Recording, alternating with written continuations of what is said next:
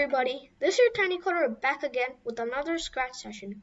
This session, I will show you guys a game called Flappy Bird using Scratch. And first thing you can see is that there's a bird, some pipes, and there's the high score. And the high score, it is like the highest ever score that somebody has had in the whole history.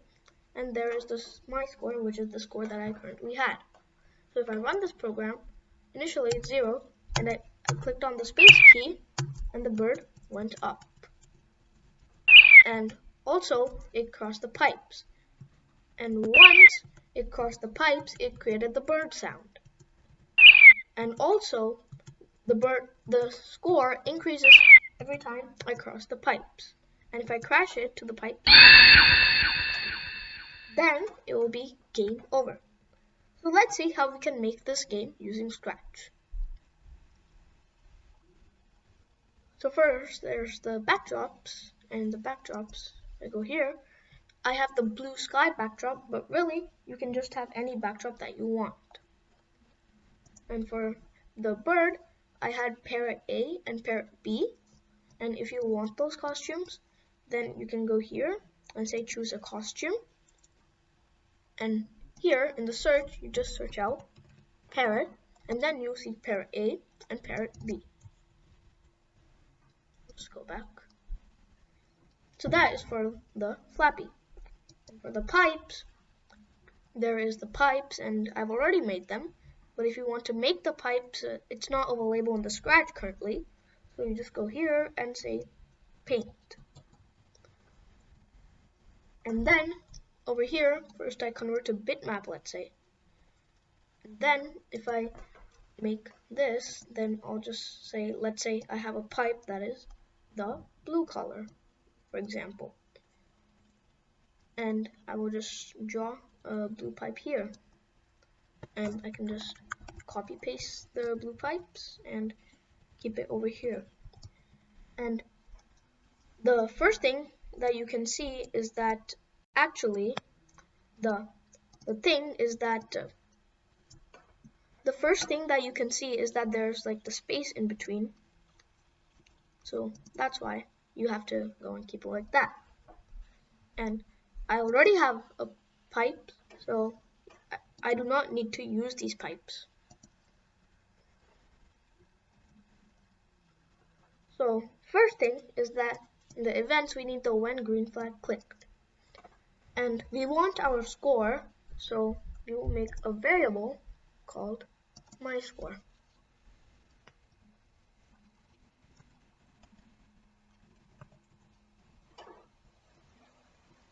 And then, as you can see, there's the my score variable.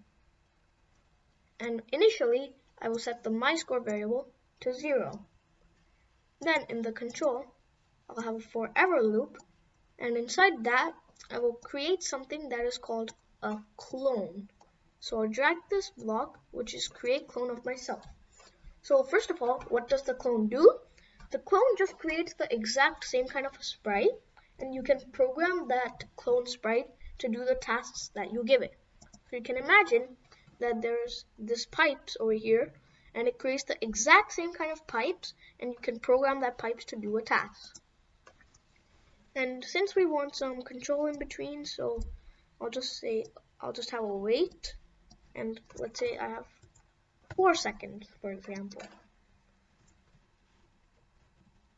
And now I'll just go and program the clone, and for that I will say when I start as a clone, which is in the control. So when I start as a clone, first of all, what I want to do is that I want to show it. So over here there is the show, and first we will go up in the left hand side because that's where we want it to be. So I'll just say go to, and I'll have a specific x and y coordinates. So let's say we have the x as 240, and the y, since we don't want to keep it monotonous, we have to keep it going randomly because we want the space to be random in every area. We don't want it to be monotonous. So we'll have it as random. So for that, in the operators, there's a pick random option. So I can just drag it up here in the Y, and 1 and 10 is the initial value that Scratch gives, but you can have any value. So let's say I have minus 80 to plus 80, for example.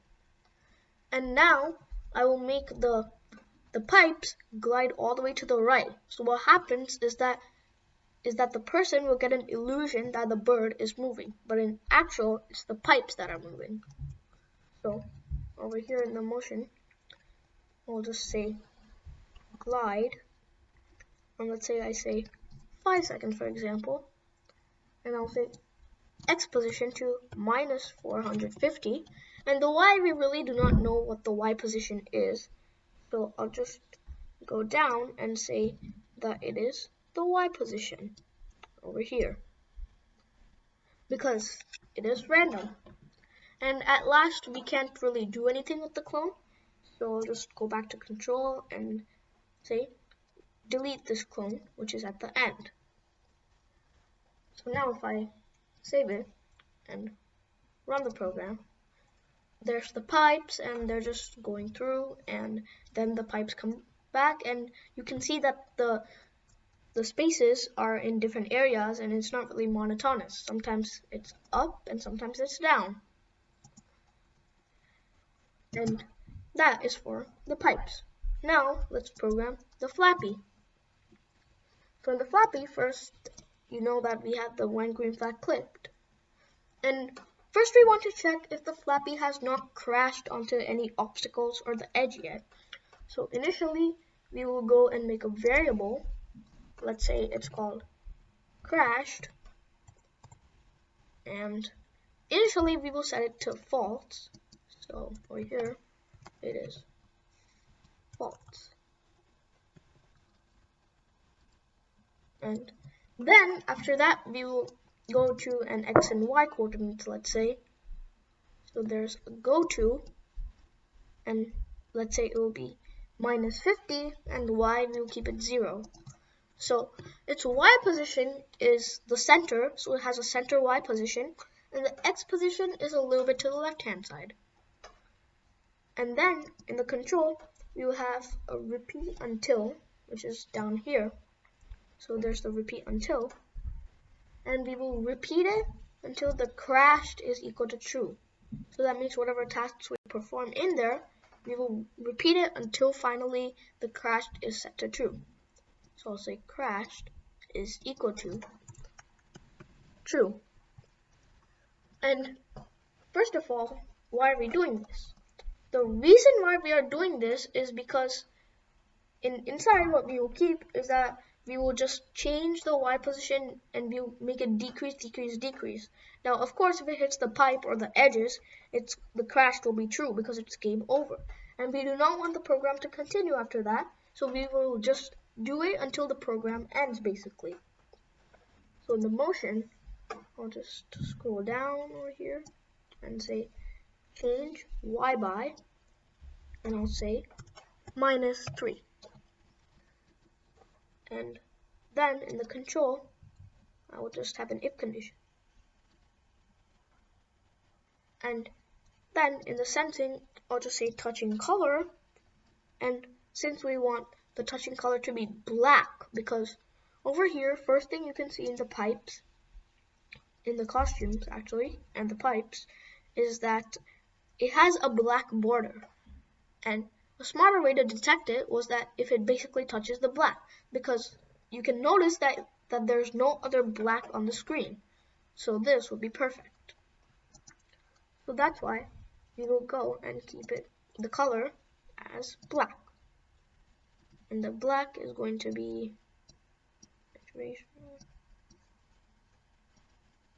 and yeah. Now we also want to check if it touches the edge, so that's why we have to say an or. So I'll just go and replace it. And I'll keep this inside. And then in the sensing, there's touching mouse pointer. So I'll say touching, and then if you click on the mouse pointer, there's the edge. So I'll say touching edge.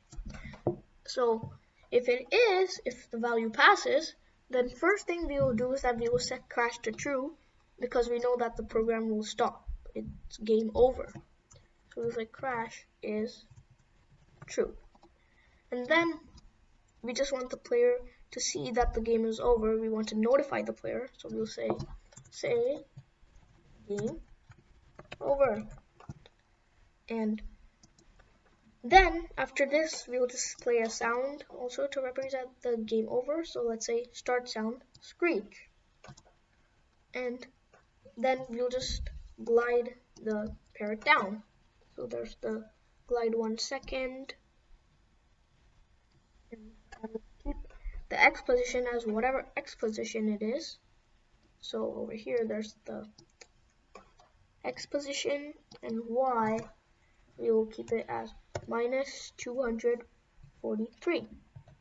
So that is basically, it will just glide down. Because the pair has crashed, it will go back down. And then what we will do is that we'll go in the control, and when we scroll down, there's the stop all. So I'll just go and keep that stop all. So if I run the program now, there's this, and you can see that it just said game over, and it played the screech sound, it glided, and also it just said stop all, and now you can see that the pipes have disappeared. Now what if we want the pipes to stay there? So that's why we'll create a broadcast. So in the event, you'll just go and say broadcast over here, and we'll say broadcast, for example, we have a new message, and we'll say bird crashed. And then instead of stop all, we'll say stop other scripts in Sprite. And over here, we also want the pipes to stop. So in here, let's say we'll have a when I receive bird crashed, we will stop other scripts in that sprite. So over here, there's the stop other scripts. Stop other scripts in the sprite. Yeah. Now if I run it and the bird crashes, then the bird said game over, and the pipes are also staying where they are. This is why you should do broadcast and stop the other sprites and scripts. And that is why we should do the broadcast, not the stop all. And now we want the bird to start flapping and going up, because we also want the game to go, or else it will just be game over immediately. So I'll go here, back to Flappy, and over here, like right there. Over here, I'll have another when green flag clicked, and then I'll have a forever loop because we're continuously sensing. There's the forever, and I will check with an if condition. I'm checking if the key space is pressed. So the key space pressed, and if it is, then we will switch our costume just to create a kind of flapping look. So I'll say switch costume to, and let's say parrot A, and then after this I'll say change Y by 30, for example. So there's here, and I'll say change Y by, and I'll say 30. So now if I run it and click on the space key, the bird goes up too much, as you can see. So that's why what we will do is that we'll go in the control and we will have a repeat. So we'll drag this over here and we won't repeat 5 times. Let's say we will repeat 5 times. And then after this, you have 6, let's say. Now if I run it and the bird goes up, and it's the exact same thing, but the bird goes up gradually because it's in a loop. Because 5 times 6 is anyway equal to 30, but the difference is that the bird goes up gradually, 1 by 1. And as well as in the change Y by 30, it goes immediately. So that is why we should keep the repeat. And first of all, the bird is not really flapping. It's just switching the costume. we want some flapping effects, so that's why I'll just say change to parrot B. Now if I run it, then there's the parrot kind of, you can see that it was flapping. And now if I go and cross the pipes, over here, when I cross the pipes, you can see that the score does not even increase. So that's why we want the score to increase. So I'll just go down and we're here. First, also, I'll say when I start as a clone, because we want to perform some multiple tasks. So I'll say when I start as a clone, and I will say I'll have a wait until. And in the wait until, I will have a greater than. And then in here, I'll have X position. We want to check the X position of Flappy, not really the pipes. So that's why I'll just go down over here and I'll say backdrop number of stage, and I'll change this to Flappy, and now it says X position of Flappy. And then we're checking if the X position is equal to X position plus 220. So in the operators there's the plus, and I'll go down here. I'll say plus 220. So in short, we're checking if the X position of the bird is greater than the pipe, and the difference is 220, which means that the bird has completely crossed the pipe. This is because my pipe width is 200 pixels. So we're checking if the bird has crossed. And that is the difference of the X position between the pipe and the bird. And now, of course, we want the score to increase. So in the variables, I'll just say change, and I'll say my score by 1. And then I will start the sound bird. So because we want the bird to just celebrate, so that's an extra sound. So now, when the bird crosses, it plays the bird sound, and also it increases the score. And now, players all across the globe are like playing your games, so that's why we want some kind of a high score, so that it keeps track of whoever has had the most score in whole history and whole time. So that's why we will go in the variables, and this time in the make a variable, I'll just keep in high score, and you won't just click on OK. This time you will click on this cloud variable stored on server, and you click on that. Then you click on OK, and then the variable has been created, and it says this. You will get this notification. Just go back over here, and over here in the variables you can see that there's the high score, so it will anyway create it. And we want to show the high score variable just so that everybody can see. And now, initially the high score will be set to 0 because so far nobody has played the game. So I'll have an if condition after this, because since over here we're changing the score. I'll go in the control and I'll say if, and I'll go in this operators and I'll say greater than. Then the variables, I'll keep in my score, and I'm going to check if it is greater than the high score. And if it is, then I'm going to set the high score to my score. So this basically what it does is that we're checking if you had a higher score than the high score. So for example, let's say the high score was 10, the highest score. And let's say now you played the game and you got a score of 11. Now 11 is greater than 10. So the high score will be set to 11 because you had a greater number than the high score. So in short, in this video, you learn how to effectively use variables and the cloud variable, of course, and also learn some conditions and logic which you can use in developing any game, like how to control the sprite with keys. and you also learn a little bit of the use of the repeat until. So now let's just play the game.